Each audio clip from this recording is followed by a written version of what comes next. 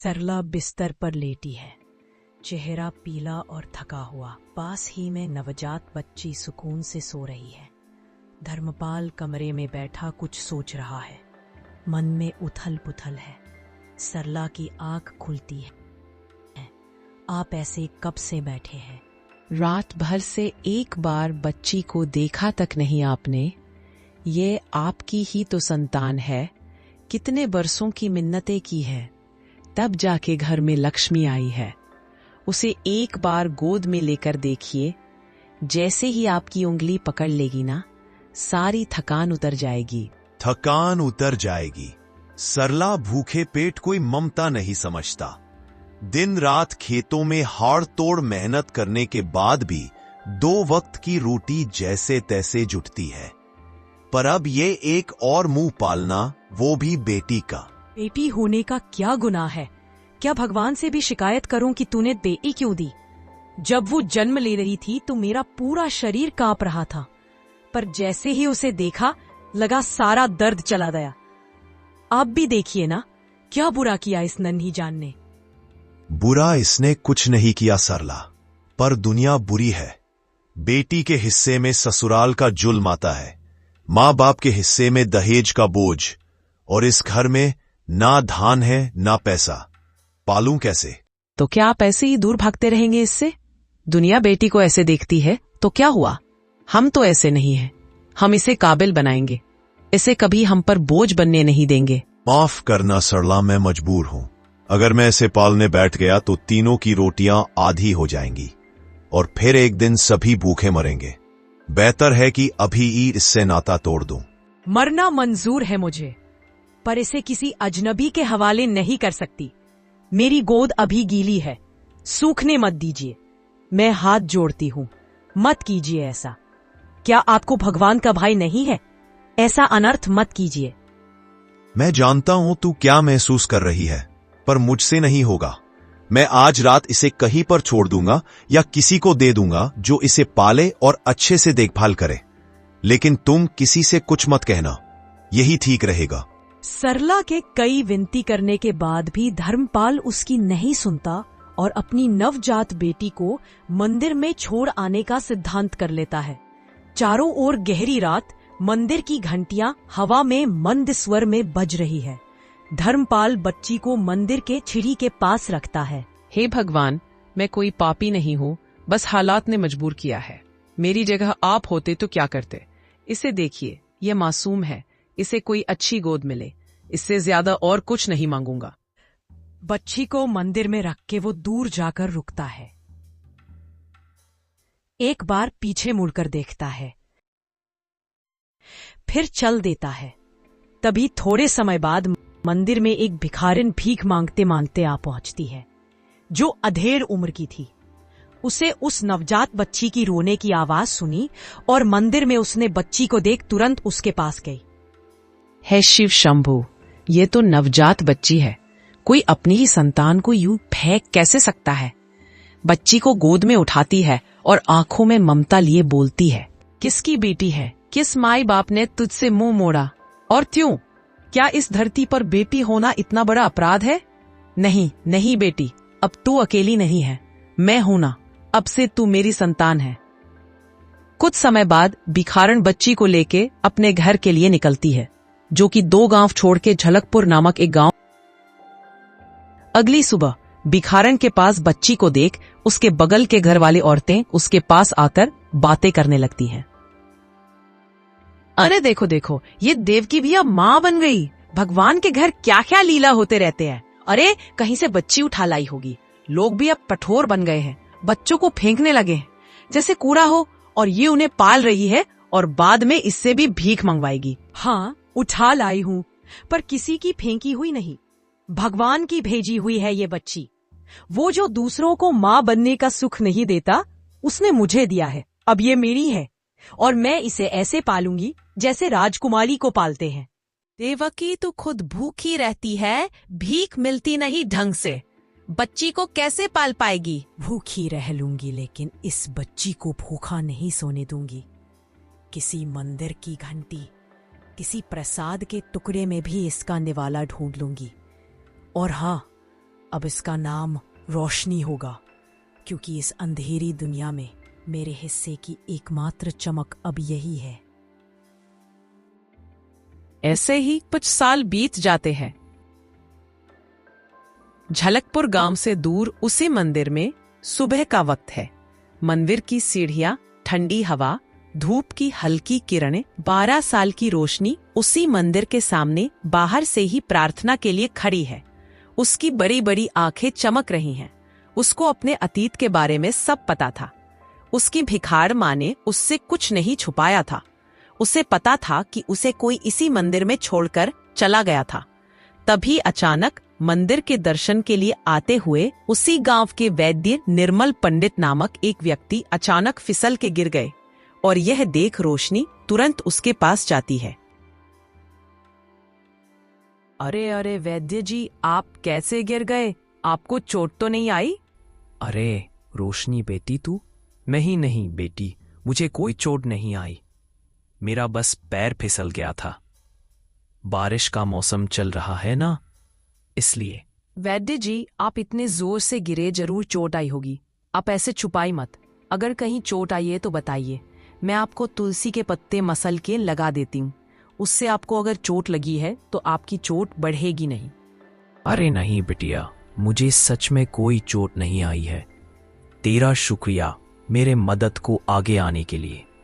लेकिन बेटी रोशनी, तुझे ये सब तुलसी जड्डी बूटी के बारे में किसने सिखाया? किसी ने नहीं वैद्य जी, मैं तो गांव वाले से ही इधर उधर से सुन के यह सब सीख गई हूँ। किसी को कोई चोट लगे या बीमारी होती है तो आप उनको जो दवा देते हो, वही सब लोग जब किसी से बोलने लगते हैं, तभी मैंने वह सब सुनकर याद रख लिया। तू बड़ी होशियार है रोशनी बेटी। तेरी माँ भीख मांगती है, लेकिन तू जरूर कुछ बड़ा करेगी। वैद्य जी, आप ऐसा मत बोलो।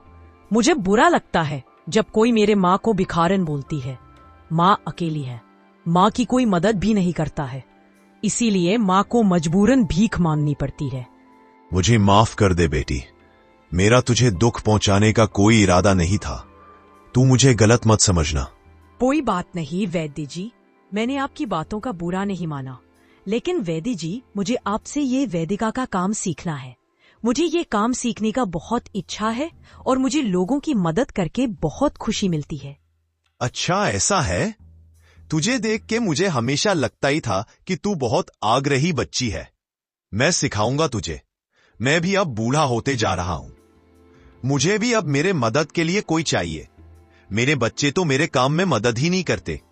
वो लोग तो सिर्फ अपने ही दुनिया में मग्न रहते हैं। ठीक है वैद्य जी, अब से मैं आपसे ये सब जड़ी बूटी का काम सीखूंगी और गांव की सब लोगों की मदद करूंगी, और इससे मेरी माँ की भी मदद हो जाएगी और फिर उनको भीख मांगने जाने की जरूरत नहीं पड़ेगी। यह बोल के रोशनी वैद्य से विदा लेकर मंदिर से अपने घर चली जाती है। कुछ समय बाद जब भिखारन घर आई तो रोशनी ने आज हुए वैद्य और उसके बीच की बातें सब अपनी माँ को बता दी, और यह सुनकर भिखारन मुस्कुराते हुए बोली, तू तो अभी से बड़ी हो गई मेरी बच्ची। तू इस उम्र में खेल कूद को छोड़कर मेरे और दूसरों की मदद के लिए सोच रही है।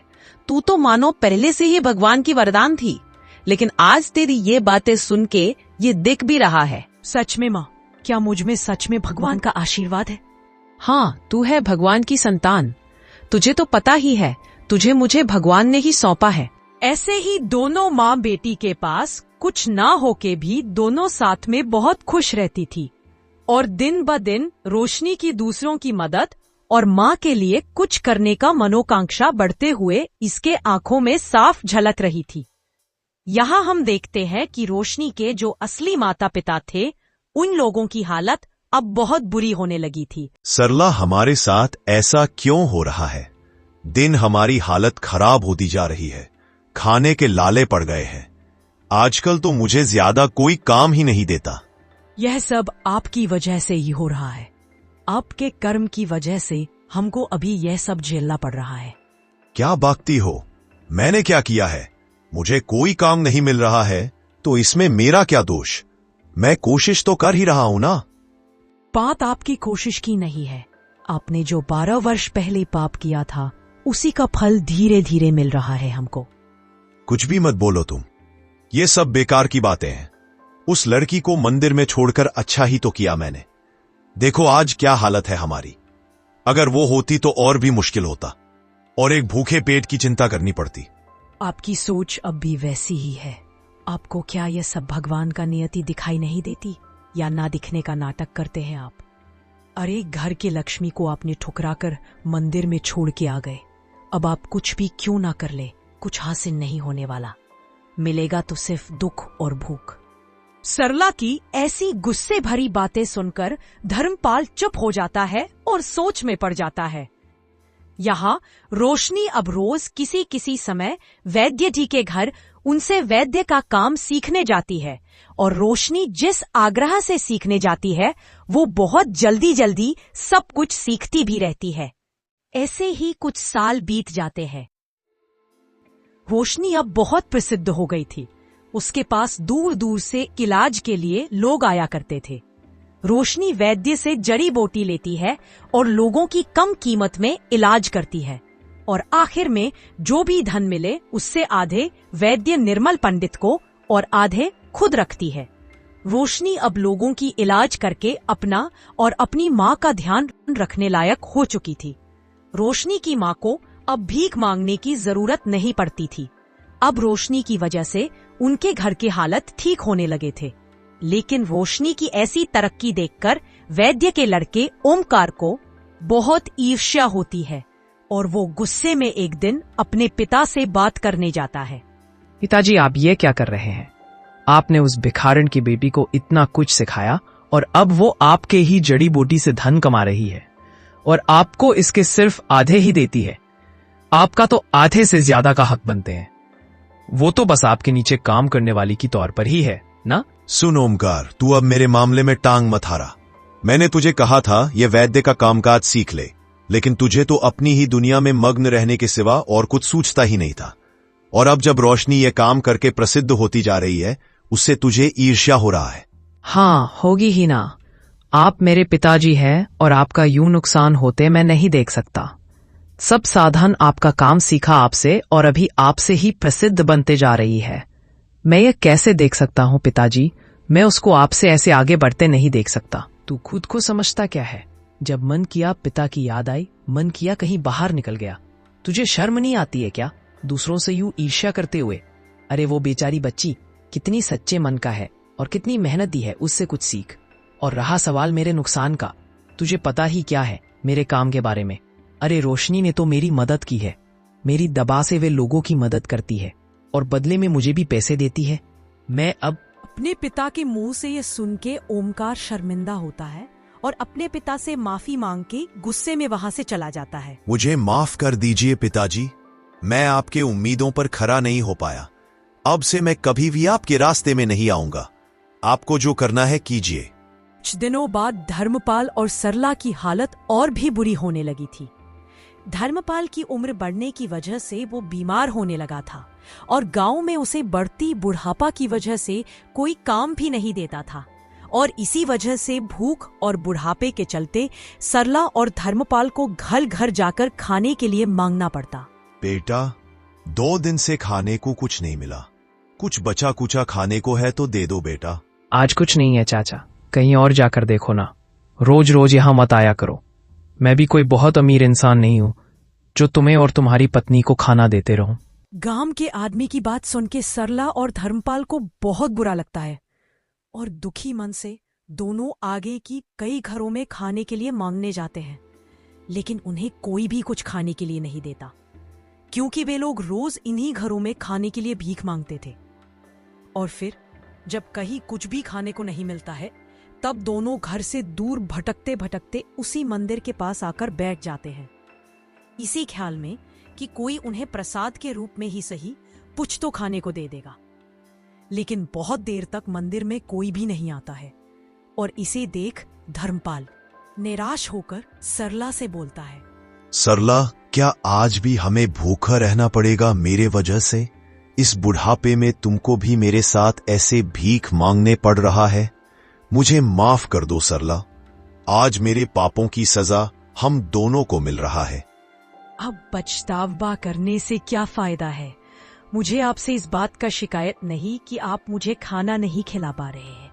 मुझे शुरू से यही शिकायत थी कि आपने हमारी बहुत मिन्नतों के बाद होने वाली हमारी बच्ची को लड़की देख के उसे अकेला कहीं छोड़ आए, और आज तक मुझे पता लगने नहीं दिया कि आपने उसे कहाँ छोड़ा। इसीलिए तो आज इस मंदिर के चौखट में भी हमको खाना नसीब नहीं हो रहा है। भगवान भी हमें देख के हंसते होंगे कि जिस मंदिर में मैं मेरी बच्ची को छोड़ गया, आज उसी मंदिर के सामने भीख की उम्मीद में है हम। वाह भगवान की लीला। अपने पति के मुंह से यह सुनकर सरला हैरान हो जाती है और बोलती है, आपने मेरी बच्ची को मंदिर में ऐसे ही छोड़ दिया था? मुझे लगा था कि आपने उसे किसी को सौंप दिया था। अगर मुझे ये पता होता तो मैं उसे यहाँ से ले कहीं दूर चली जाती। अब क्या फायदा सरला, मुझसे बहुत बड़ी गलती हो गई। आज भी अगर उस गलती को सोचता हूँ तो मुझे बहुत दुख होता है। काश उस दिन मैंने उस नन्ही सी बच्ची को इस मंदिर में छोड़कर नहीं जाता। धर्मपाल को ऐसे दुखी देख सरला भी शांत हो जाती है और दोनों ऐसे ही किसी की खाने की उम्मीद में मंदिर के बाहर बैठे रहते हैं। यहाँ रोशनी अपने माँ से बात करते हुए, माँ, आपको क्या लगता है कि मेरे जो माँ बाबूजी हैं, जिन्होंने मुझे जन्म देते ही मुझे त्याग कर मंदिर में छोड़ दिया, वे लोग अभी कहाँ और कैसे होंगे? मुझे तो पता नहीं बेटी वे लोग कहाँ होंगे, लेकिन अच्छा ही है कि वे लोग तेरे करीब नहीं हैं। उन लोगों ने तुझे ऐसे ही किसी सीस की तरह अकेले छोड़ दिया। उससे पता चलता है कि वे लोग तुझसे कितना प्यार करते हैं। शायद भगवान को भी ये मंजूर नहीं था कि तुम उन जैसे कठोर दिल के लोगों के साथ रहो। इसीलिए तो भगवान से मुझे तेरे रूप में तोहफा मिला है, क्योंकि मैं तुझे हमेशा लक्ष्मी ही समझती हूँ। अपने सही कहा माँ, मैं भी क्या ऊंटपटांग की बातें सोचती रहती हूँ। आप ही तो मेरी प्यारी माँ हो।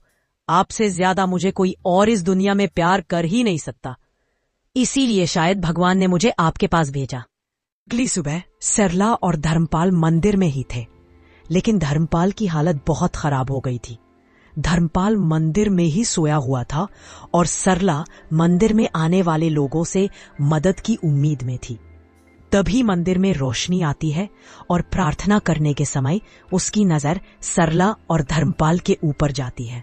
चाचा जी, चाची जी, आप लोग कहाँ से आए हो? आप लोगों को तो पहले यहाँ कभी नहीं देखा। हाँ बेटी, हम लोग यहाँ के नहीं हैं। मैं और मेरे पति मंदिर से 2-3 गांव छोड़ के जो गांव है उसी गांव से आए हैं। हम बहुत भूखे हैं बेटी, और मेरे पति बीमारी और भूख के मारे कमजोर हो गए हैं। कुछ मदद कर दो बेटी। रोशनी की आदत थी कि वह बिना कुछ देखे जब कोई मुसीबत में हो या बीमार हो सीधे मदद कर देती थी, और अब इन्हें देख रोशनी तुरंत मदद के लिए तैयार हो जाती है और दोनों को अपने साथ घर ले आती है। घर पहुंच के रोशनी उन दोनों को घर में बैठाती है और उनको पहले खाना खिलाती है, और थोड़े समय बाद रोशनी धर्मपाल का इलाज करती है, जो कि उसको तेज बुखार था। इलाज के बाद रोशनी धर्मपाल को उसके चारपाई पर आराम करने के लिए देती है और सरला भी उसके पास बैठ जाती है। माँ, आप इनका ख्याल रखना। ये लोग बहुत दिनों से भूखे थे और बीमार भी। शायद इनके पास रहने खाने के लिए कुछ नहीं बचा, इसीलिए ये मंदिर में भीख मांगते हुए पाए गए, और इन्हें देख मुझे आपकी उन दुखों के दिनों की याद आ गई। माँ, मैं वैद्य जी के घर से अपना काम समाप्त करके आती हूँ। तब तक आप इनका ध्यान रखिए। ठीक है रोशनी बेटी, तू जा अपना काम कर, मैं इन लोगों का ध्यान रख लूंगी। अभी तेरी माँ इतनी भी बूढ़ी नहीं हुई है, तू निश्चिंत होकर जा। रोशनी यह बोल के वैद्य जी के घर जाती है और कुछ गांव वालों की इलाज करती है। अपना सब काम खत्म करके शाम को रोशनी जब घर आती है तो देखती है कि धर्मपाल का बुखार उतर गया था, और सरला, उसकी माँ और धर्मपाल तीनों बात कर रहे थे, और रोशनी भी उनके बारे में जानने के लिए उनसे बात करने लगती है। चाचा जी, चाची जी, आप लोग अभी कैसे हैं? तबीयत तो ठीक लग रही है ना, या अभी थी कमजोरी सी लग रही है? नहीं बेटी, अभी तो बहुत आराम आया है शरीर को। भूख के मारे शरीर बहुत कमजोर हो गया था, लेकिन धन्यवाद तुम्हारी और तुम्हारी माँ का, जो हम दोनों को भरपेट खाना खिलाया और मेरा बुखार का भी इलाज किया। नहीं नहीं, इसमें धन्यवाद की क्या जरूरत है। यह तो कर्तव्य है हमारा। लोगों को एक दूसरे की मदद करनी चाहिए। यही तो मनुष्य का धर्म है। वैसे भी मुझे लोगों की मदद करके बहुत खुशी मिलती है। तुम बहुत साफ दिल की हो बेटी। तुम्हारी अच्छी परवरिश हुई है। भगवान तुम्हारी जैसी संतान सबको दे। आपका धन्यवाद। लेकिन मैं आपसे एक बात पूछना चाहती हूँ। क्या आप दोनों का कोई संतान नहीं है जो इस बुढ़ापे के समय आराम से रहने के बजाय आप लोगों को ऐसे दुख भरी जीवन बिताना पड़ रहा है? रोशनी की यह बात सुन के सरला और धर्मपाल दुखी हो जाते हैं और उनकी आंखें पल भर को भीग जाते हैं। तभी रोशनी की माँ देवकी उनसे बोलती है, शायद मेरी तरह आप लोगों का भी एक दुख भरा अतीत होगा, इसीलिए आप लोगों की आंखें नम हो गई। और शायद आज मैं भी आपकी जगह हो सकती थी अगर मेरे पास मेरी यह प्यारी बच्ची नहीं होती। इसने वह कर दिखाया जो मैंने कभी अपने जीवन में सोचा भी नहीं। इसने लड़की होकर भी गांव के कई लोगों की अपने वैद्य की शिक्षा से इलाज किया और उससे मिलने वाले पैसों से इसने मेरे कुटी झोपड़ी को ठीक किया। यह तो मेरी लक्ष्मी है। उसे अपनी छोटी हुई बेटी की याद आती है और अपनी भावनाओं को छुपा नहीं पाती है। और फिर सरला भावुक स्वर में रोशनी और देवकी से बोलती है, लक्ष्मी तो हमारे घर में भी आई थी, लेकिन मेरे पति के बिछड़ी हुई सोच और जिद ने हमसे वो छीन लिया और हमें ऐसा पाप की भागीदारी बनाया जिस कारण आज हम इस अवस्था में हैं। यह सुनकर धर्मपाल पछतावे के चलते अपना सिर झुका लेता है और रोशनी सरला से वह सब सुन के सरला से पूछने लगती है, क्या हुआ था चाची जी आप लोगों के साथ? किसने आपसे अपनी बेटी को अलग किया था? ऐसा घटिया काम किस पापी ने किया होगा? सरला नम आंखों से दुखी स्वर में अपने अतीत के बारे में देवकी और रोशनी को सब कुछ बता देती है। और यह सब बताते बताते सरला और धर्मापाल के आंखों में आंसू आ रहे थे। सरला के मुंह से यह सब सुनने के बाद रोशनी और देवकी को सब समझ आ जाता है कि यही दोनों रोशनी के असली माता पिता है। और यह सब सुनने समझने के बाद रोशनी को बहुत दुख होता है और रोशनी वहां से जाके दरवाजे पर उन लोगों की तरफ पीठ करके खड़ी हो जाती है। रोशनी अपने आंसू छुपा रही होती है। रोशनी की माँ देवकी यह सब जानने के बाद उनसे थोड़े गुस्से में बोलती है, अरे कैसे लोग हो तुम लोग? मुझे लगा था कि तुम लोग अच्छे इंसान हो, लेकिन तुम लोगों ने जैसा काम किया है उसे देख के तो लगता है तुम लोगों के साथ सही ही हुआ है। तुम लोगों को उचित सजा मिली है। तुम जैसे लोगों के साथ तो ऐसा ही होना चाहिए। यह सुनकर सरला दुखी स्वर में बोली, हाँ बहन जी, हम है ही अपराधी, हमें तो सजा मिलनी ही थी। अरे अब खुद को अपराधी मानने का क्या फायदा? अरे जानते भी हो तुम लोगों की गलती की वजह से एक छोटी सी बच्ची की प्राण भी जा सकती थी। अगर सही समय में मैं उस बच्ची के पास नहीं होती, भगवान का शुक्र है जो उन्होंने मुझे वहां पहुंचा दिया। और नियति का खेल देखो, आज वो बच्ची तुम्हारे सामने इतनी काबिल बनकर खड़ी हुई है। देवकी के मुंह से यह सुनकर सरला और धर्मपाल एकदम से हैरान हो जाते हैं। उन्हें कुछ समझ ही नहीं आ रहा था कि नियति ने उनके साथ क्या खेल खेला। दोनों रोशनी की तरफ देखते हैं और उसके पास जाते हैं और बिना किसी देर के इतने बरसों के पछतावे को दिल से निकालने के लिए रोशनी से दोनों हाथ जोड़कर रोकर माफी मांगने लगते हैं। हमसे बहुत बड़ी भूल हुई है बेटी। हम माफी के लायक तो नहीं है बेटी, लेकिन अगर हो सके हमें माफ कर देना ताकि आखिरी सांस लेते समय शांति से ले सकूं। मुझे तो अपनी आंखों में विश्वास नहीं हो रही है। तू तो सच में मेरी ही बच्ची है। मुझे तो लगा था कि इस जन्म में अब तुझसे कभी मुलाकात नहीं होगी। मन में डर था कि अपनी गलती की माफी मांगने के अवसर कभी मिलेगा ही नहीं और ऐसे ही बिना तुझसे मिले भगवान के पास चली जाऊंगी। लेकिन भगवान ने आज तुझसे हमें मिला दिया। अरे अब उससे क्या माफी मांग रहे हो? उसके माफी के हकदार नहीं हो। जिस लक्ष्मी को किसी वस्तु की तरह मंदिर में अकेले छोड़कर चले गए, आज उसे किस मुंह से माफी मांग रहे हो? जल्दी यहां से निकल जाओ और मेरी बेटी को अकेला छोड़ दो। तभी रोशनी बोलती है, रहने दीजिए माँ, जो हुआ सो हुआ, मुझे इनसे कोई खेद नहीं है। यह तो वैसे भी अपने कर्मों का फल भुगत ही रहे हैं। इन लोगों को इस हालत में घर से मत निकालो। वैसे भी इन लोगों को अपनी गलती का पछतावा है। रोशनी के बोलने से देवकी मान जाती है और रोशनी धर्मपाल से बोलती है, पिताजी, आपने तो अपने पिता के धर्म से मुंह मोड़ लिया था, लेकिन मैं अपने बेटी होने का धर्म पूरा निभाऊंगी। अब से आप लोग यहीं रहोगे और मैं आपकी देखभाल करूंगी। लेकिन हाँ पिताजी, आखिर मैं आपसे यही बोलना चाहूंगी कि कभी किसी स्त्री या बेटी को बोझ मत समझिएगा, क्योंकि कब कोई बेटी लक्ष्मी में बनकर घर में प्रवेश करे यह कोई नहीं जानता। रोशनी की बात सुन के धर्मपाल को अपनी सोच और अतीत के किए कर्मों के लिए बुरा लगने लगता है, लेकिन उन्हें इस बात की खुशी भी होती कि रोशनी उनको माफ कर देती है और अपने साथ रखने का सिद्धांत भी लेती है।